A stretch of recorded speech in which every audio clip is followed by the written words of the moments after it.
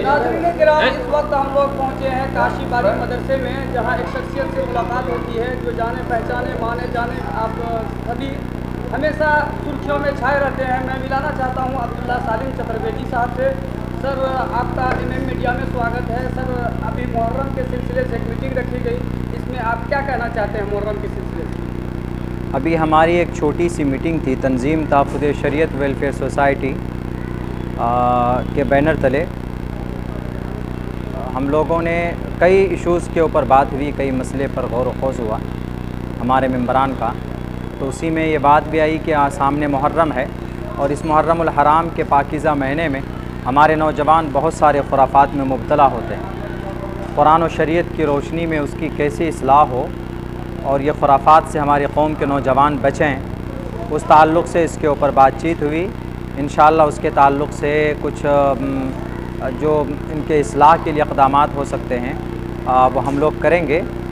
हमारे आसपास के इलाक़े के तकरीबन जितने भी मुफ़क्किरीन हैं और दानिश्वर तबक़ा हैं वो सब यहाँ पर आए हुए थे, उनके मशवरे से काम होगा। बस ये है कि मुहर्रम के महीने में खुराफात ना हो। हमारे नौजवान जो शराब पीकर और वो कोरेक्स पीकर इस तरह के अलग अलग नशीली पदार्थ का इस्तेमाल करते हैं और प्राइवेट प्रॉपर्टी को डैमेज करते हैं, लोगों को तकलीफ़ देते हैं। रातों में तकरीबन 12-1 बजे 2 बजे रात में ढोल बजाते हैं, हालांकि उन्हें ये शऊर नहीं होता है कि भाई जिस मोहल्ले में ढोल बजा रहे होते हैं वहाँ पर बहुत से ऐसे बीमार और ज़ईफ़ किस्म के लोग हैं जिनको तकलीफ़ होती है। तो इन सब चीज़ से हम अपने समाज को मुक्त कराना चाहते हैं, उसके ऊपर उसी के ताल्लुक़ से ये मीटिंग थी हमारी।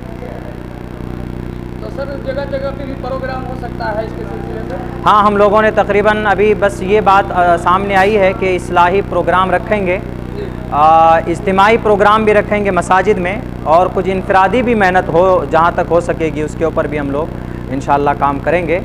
और इस वीडियो मैसेज के ज़रिए से मैं सिर्फ़ ये सीमांचल जोकीहाट अररिया नहीं बल्कि और उन इलाक़ों के नौजवानों को भी एक पैगाम देना चाहता हूँ कि मुबारक महीना है मुहर्रमुल हराम। इस्लामी कैलेंडर के एतबार से सबसे पहला महीना नया साल जिसको बोलते हैं, और इस महीने की बड़ी फजीलत है। जो काम करने के हैं आप वो काम करें, जो काम नहीं करने के हैं आप वो काम मत कीजिए।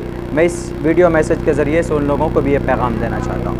इसमें खास तौर से नौजवान सबके साथ साथ भी बूढ़े बुजुर्ग भी इसमें शामिल रहते हैं, उसके बारे में क्या कहना चाहते हैं? देखिए, असल में कुछ हैं उम्र दराज तबके के लोग, वरना उमूमन इसके अंदर में वो तबका ज़्यादा है जो हमारे नौजवान हैं, जो इस मुहर्रम की फजीलत के ताल्लुक़ से नावाकिफ़ हैं। उसी नाखानदगी की वजह से वो लोग ढोल बजाते हैं, शराब पीते हैं, डांस करते हैं और नहीं मालूम जो काम नहीं करना चाहिए वो कर गुज़रते हैं। तो हमारी कोशिश रहेगी कि पहले जितने भी गार्जियन हजरात हैं, उनके वालिदैन हैं, उनके पेरेंट्स हैं, उन तक बात पहुँचाएँ और फिर वो ख़ुद भी रुकें और दूसरों को भी, अपने बच्चों को भी रोकें। सर, आखिरी सवाल ये है कि जिस तरह गाँव समाज में अगर इसको रोका जाए तो क्या रुक भी सकता है कि ऐसे चलता रहेगा? देखिए, ऐसा है कि हम इसको बिल्कुल नसीम मनसिया नहीं कर सकते, ख़त्म नहीं कर सकते ज़मीन से। अल्लाह के नबी अलैहिस्सलाम आए तो 23 साल मेहनत की थी, आपने कुफ्र और शिर्क को आप अलैहिस्सलातु वस्सलाम ने अपने एक इलाक़े में, जहाँ तक आपने 23 साल तक मेहनत की, एक मुक़द्दस जमात को आपने खड़ा किया। पूरी दुनिया से ख़ात्मा नहीं हुआ, लेकिन अल्लाह के नबी की मेहनत इतनी थी कि अभी देख लीजिए कि इस मुबारक मज़हब को, इस मुबारक अक़ीदे को अल्लाह तबारक व तआला ने कितने बड़े इलाक़े में फैलाया है। हमारी कोशिश रहेगी कि चूँकि हम कोशिश कर सकते हैं, कोशिश करने के मुकल्लफ़ ही हैं, हम कोशिश कर सकते हैं। बाकी हिदायत देना और उस बुराई से बचना ना बचना वो अगर उनके मुक़द्दर में होगा तो ज़रूर बचेंगे। जब अल्लाह के नबी अलैहिस्सलाम अपने चचा को, ख्वाजा अबू तालिब को भी जब कोशिश कर रहे थे कि भाई ईमान ले आएँ ताकि हम इनकी सिफारिश कर सकें मरने के बाद में, तो फ़ौरन आयत नाज़िल हुई, इन्नका ला तहदी मन अहबब्त वलाकिन्नल्लाह यहदी मन यशा। तो यही कोशिश ही कर सकते हैं हम मुकम्मल तौर पर ये नहीं है कि भाई हम उनकी इस्लाह कर ही दें। हम कोशिश करते हैं, बात पहुंचाने की ज़िम्मेदारी हमारे उलमा की है, दानिश्वर की है, वो कोशिश हमारी चल रही है। और एक बात आपको ये भी बता दूं,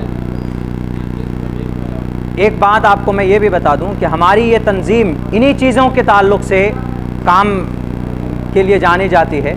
अभी हम लोगों का बाहर से कोई बड़ा फंड नहीं होता है कि हम कोई बहुत बड़ा काम यहाँ पे कर सकें। सिर्फ 30 रुपये एक महीने में, 30 रुपये यानी 30 दिन में 30 रुपये, 1 रुपये करके हम बांट देते हैं एक दिन में। यानी 1 रुपये आप तंजीम के नाम दीजिए तो कुछ मेंबरान हैं जो देते हैं, उन्हीं के ताउन से ये तंजीम अभी काम कर रही है।